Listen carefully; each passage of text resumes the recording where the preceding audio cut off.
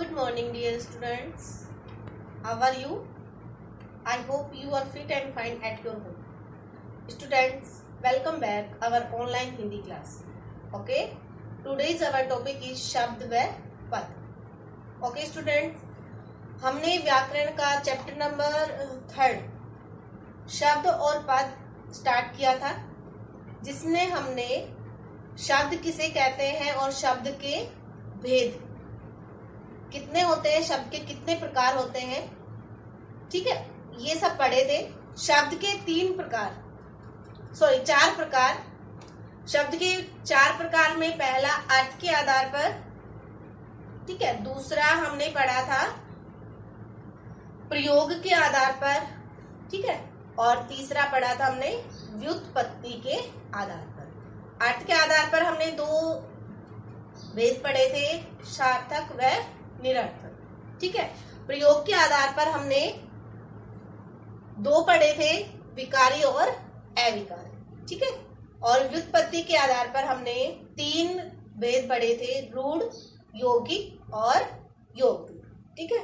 शब्द में हमने ये 3 प्रकार पढ़ लिए थे. आज हम चौथा प्रकार पढ़ेंगे उत्पत्ति के आधार पर.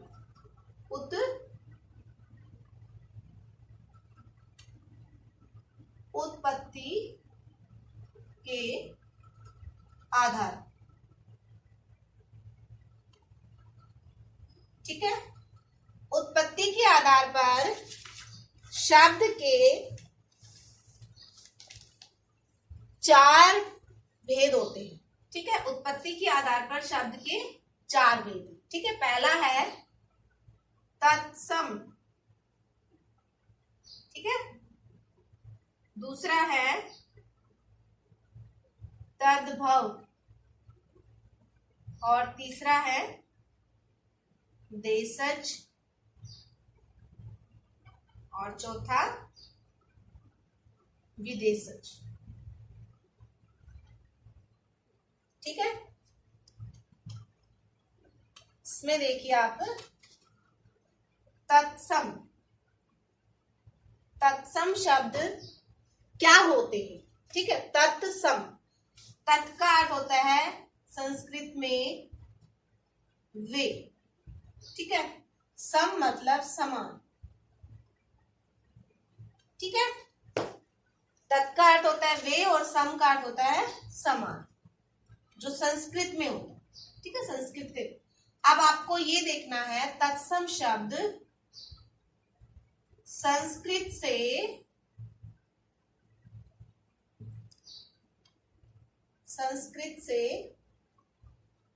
ज्यों के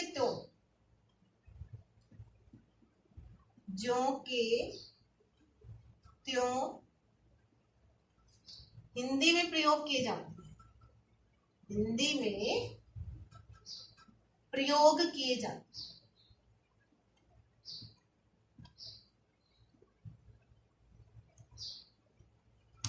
जाते हैं, ठीक है. क्या है कि जो ये तत्सम शब्द है, ये संस्कृत के शब्द हैं और इनको जो के तो हिंदी में प्रयोग किया जाता है. इन शब्दों का किस प्रकार से, जैसे हम लिखते हैं अग्नि, ठीक है. अग्नि शब्द कैसा है हमारा, हम इसको हिंदी में भी प्रयोग करते हैं और संस्कृत में भी इसको प्रयोग करते हैं, ठीक है. क्षेत्र, ठीक है. दुग्ध, ये हमारे संस्कृत के शब्द हैं, लेकिन हम इनको हिंदी में भी प्रयोग करते हैं. अक्षी, जो आंख का पर्यायवाची है, ठीक है. सूर्य, सूरज, ठीक है. और वर्षा, बारिश, ये शब्द हमारे संस्कृत के शब्द हैं और ये जो के तो किसमें प्रयोग में लाए जा रहे हैं, हिंदी में प्रयोग में लाए जा रहे हैं, ठीक है. तो ये शब्द क्या होंगे, तत्सम शब्द, ठीक है. तत्सम शब्दों की पहचान करने के लिए हम क्या करेंगे, हम शब्द देखेंगे तत्सम. तत् मतलब वे, सम मतलब समान. तत् शब्द संस्कृत में आता है, जैसा कि आप अपनी संस्कृत में पढ़ते हो, ठीक है। तो तत् शब्द संस्कृत में आता है, तो ये ध्यान रखना है संस्कृत के शब्द जो हिंदी में आते हैं वो तत्सम में आते हैं, ठीक है। तत् शब्द संस्कृत में आता है और तत्सम देखेंगे हम तो हमें याद आ जाएगा कि तत् शब्द संस्कृत में आता है, तो जो संस्कृत के शब्द हैं जिनको हम हिंदी में पढ़ते हैं वो तत्सम होते हैं, ठीक है। उदाहरण एक लिख देती हूं मैं यहां पर। उदाहरण में एक तो हो जाएगा दुग्ध, सॉरी, और एक हो जाएगा आपका क्षेत्र, ठीक है। इसके बाद सेकंड क्या था हमारा, ये हमारा फर्स्ट हो गया। सेकंड तद्भव, तद्भव, ठीक है। तद्भव शब्द में वे शब्द आते हैं जो संस्कृत से परिवर्तन होके हिंदी में आते हैं, ठीक है। वे शब्द संस्कृत से बदलकर हिंदी में प्रयोग किए जाते हैं, प्रयोग किए जाते हैं।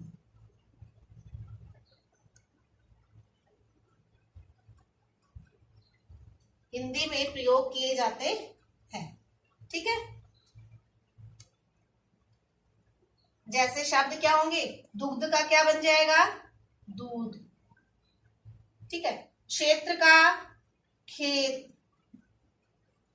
ये उदाहरण हो गए हमारे किसके, तद्भव के, ठीक है। और अग्नि का क्या हो गया, आग, और क्या लिखा था हमने, वर्षा का, वर्षा का क्या था हमारा, वर्षा, ठीक है, बारिश, वर्षा। और सूर्य लिखा था, सूर्य का क्या था हमारा, सूरज। तो ये हमारे तद्भव शब्द हैं, ठीक है। कौन से शब्द हैं ये, तद्भव शब्द, जो संस्कृत से बदलकर हिंदी में प्रयोग किए जाते हैं। वो कौन से शब्द होते हैं, तद्भव शब्द होते हैं, जिन शब्दों का प्रयोग संस्कृत से बदलकर होता है, ठीक है। संस्कृत में तो क्या होते हैं ये, जैसे दूध का संस्कृत में क्या हो जाएगा, दुग्ध, खेत का संस्कृत में क्या हो जाएगा, क्षेत्र, आग का अग्नि, वर्षा का वर्षा, सूरज का सूर्य, ये हमारे संस्कृत में होते हैं। और संस्कृत में बदलकर जब ये हिंदी में आते हैं तो दुग्ध का दूध हो जाएगा, क्षेत्र का खेत, अग्नि का आग, वर्षा का वर्षा और सूर्य का सूरज। तो ये हमारे क्या हो जाएंगे, तद्भव शब्द हो जाएंगे, ठीक है। अभी नेक्स्ट कौन सा भेद था इसका, तीसरा, देशज, देशज, ठीक है। देशज शब्द क्या होते हैं, देशज शब्द जो हमारी बोलचाल की भाषा में प्रयोग में आते हैं। बोलचाल की भाषा में कैसे, जो हमारी देसी भाषा में प्रयोग करते हैं, जैसे हम चारपाई बोलते हैं, ठीक है, चारपाई, लोटा, गिलास, ठीक है, ये सब हमारे कैसे हैं, देसी भाषा के शब्द हैं, ठीक है। जैसे हम बोलते हैं चप्पल, खिड़की, दरवाजा, ये हमारे कैसे शब्द हैं, देसी भाषा के शब्द हैं, जो हमारी हिंदी में प्रयोग में आते हैं, ठीक है। अब इसकी परिभाषा क्या हो जाएगी, हिंदी के वे शब्द जो, हिंदी के वे शब्द जो भारतीय भाषा या बोली के हैं। मीन्स क्या अर्थ होगा इसका, हिंदी भाषा के वे शब्द जो हमारे भारतीय भाषा या बोली के शब्द हैं, जो हमारे देसी शब्द हैं, ठीक है, जिनको हम रोज की भाषा में, रोज की बोलचाल में प्रयोग में लाते हैं। जैसे क्या हो जाएगा हमारा उदाहरण? लोटा, चप्पल, चारपाई, ठीक है, बाल्टी, ग्लास, खिड़की, कटोरा, ठीक है, थाली, पैर, जूता, डोर, ठीक है, बाल या या क्या बोलेंगे, तख्त, ठीक है। और बताइए आप क्या होंगे और शब्द? जैसे हम उसको खेत को बोलते हैं ना, सॉरी उसको प्लाट जिसको बोलते हैं, क्या बोलेंगे उसको? नहोरा। तो ये सारे शब्द किस में आ जाएंगे? हमारे देशज शब्द, जो हमारे भारतीय भाषा या हमारी बोली के शब्द हैं, जो हमारे बोलचाल में प्रयोग में लाए जाते हैं, उन शब्दों को क्या बोलते हैं? हम देशज शब्द बोलते हैं, ठीक है। नेक्स्ट है विदेशी शब्द,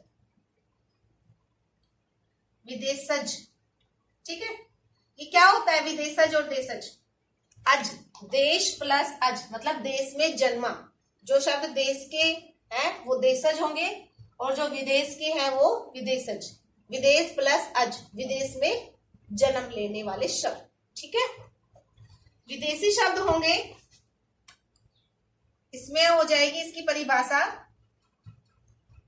विदेशी भाषा के शब्द, ठीक है। विदेशी भाषा के शब्द हिंदी में प्रयोग किए जाते हैं, हिंदी में प्रयोग किए जाते।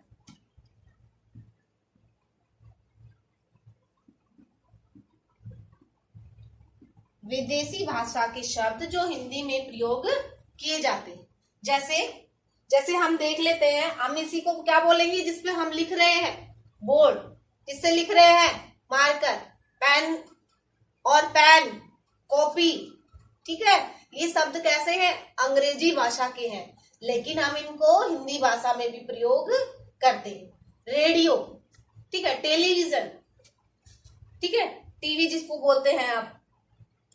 और ये तो हमारे अंग्रेजी भाषा के थे, लेकिन कुछ शब्द ऐसे हैं जो अरबी, फारसी, उर्दू से भी आए होते हैं। जैसे हम बोल देते हैं खैर जाने दो, तो खैर शब्द कैसा है? हमारा विदेशी भाषा का शब्द, ठीक है। जैसे हम लिखते हैं सब्जी, और सब्जी के नीचे जो बिंदी लगी होती है जय के नीचे, तो वो जिस भी वर्ण के नीचे जो बिंदी लगी होती है, जैसे जय या कै, फै, तो इन शब्दों के, इन वर्णों से बनने वाले शब्द हमारे किस में आएंगे? विदेशी भाषा, ठीक है। तो हम इसका लिख देते हैं उदाहरण। इसका कुछ उदाहरण तो अंग्रेजी के हो जाएंगे, जैसे रेडियो, ठीक है, बोर्ड, और कुछ अरबी फारसी के भी लिख देते हैं। जैसे लिख दिया हमने मजा, ठीक है। तो इसके नीचे हमने ये नुक्ता चिन्ह लगा दिया, तो ये दूसरी भाषा का शब्द, ठीक है। और जैसे कैंची है, कैंची शब्द भी दूसरी भाषा का शब्द है, ठीक है। और कौन सा हो जाएगा? अमीर, अमीर शब्द भी हिंदी का नहीं है, दूसरी भाषा का शब्द है, ठीक है। सफर, सफर शब्द में फै के नीचे वो लगा हुआ है नुक्ता चिन्ह, तो सफर शब्द कैसा होगा? हमारा विदेशी भाषा का शब्द, ठीक है। तो ये हमारे शब्द के भेद थे, और शब्द का चौथा भेद था हमारा उत्पत्ति के आधार पर, और उसके हमने 4 भेद पढ़े हैं, ठीक है। तत्सम, जो संस्कृत के शब्द हैं, जो कि तो हिंदी में आते हैं, जिनका कोई बदलाव नहीं होता, जैसे संस्कृत में आते हैं वैसे ही वो किस में आते हैं? हिंदी में आते, ठीक है।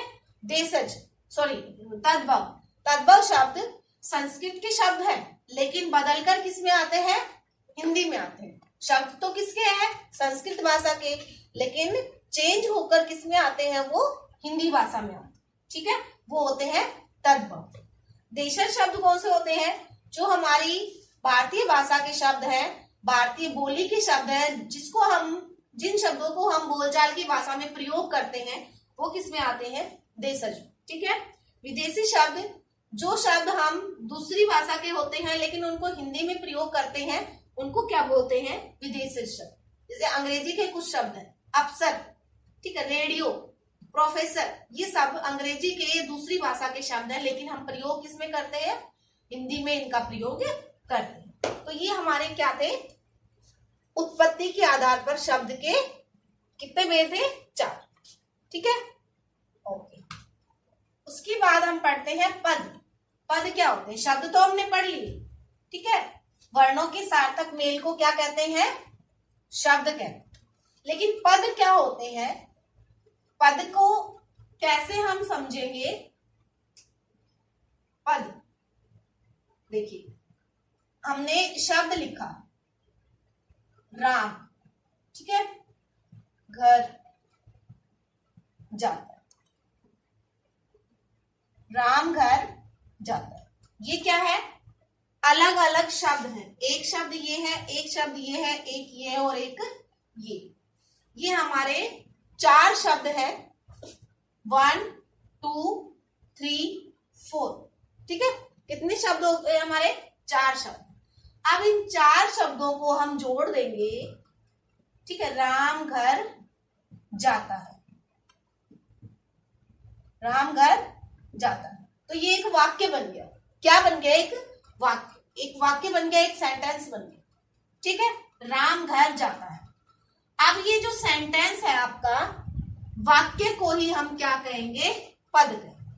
लेकिन वाक्य व्यवस्थित रूप से होना चाहिए कि पहले संज्ञा आएगी, संज्ञा या सर्वनाम, ठीक है, संज्ञा या सर्वनाम। उसके बाद क्या होगा? कर्म आएगा। उसके बाद क्या आएगी? क्रिया, ठीक है। तो शब्दों का व्यवस्थित रूप व्याकरण की दृष्टि से जब एक वाक्य में आते हैं तो उसको क्या बोलते हैं? हम पद बोलते हैं, ठीक है। शब्दों का व्यवस्थित रूप व्याकरण की दृष्टि से एक वाक्य में आता है तो उसको हम क्या बोलेंगे? पद बोल, ठीक है। तो पद की परिभाषा क्या हो जाएगी? जब शब्द व्याकरणिक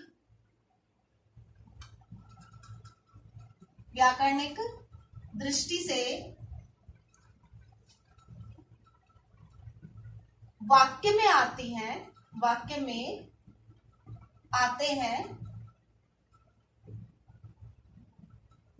तो उसको पद कहते हैं।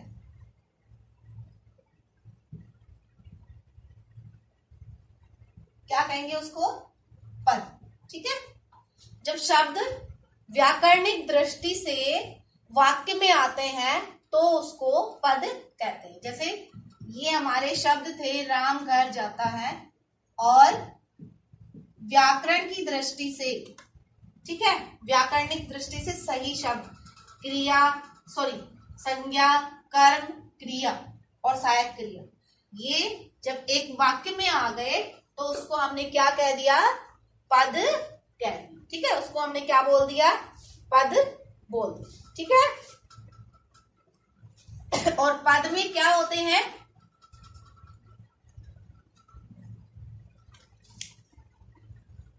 पद में होते हैं, हिंदी के पद में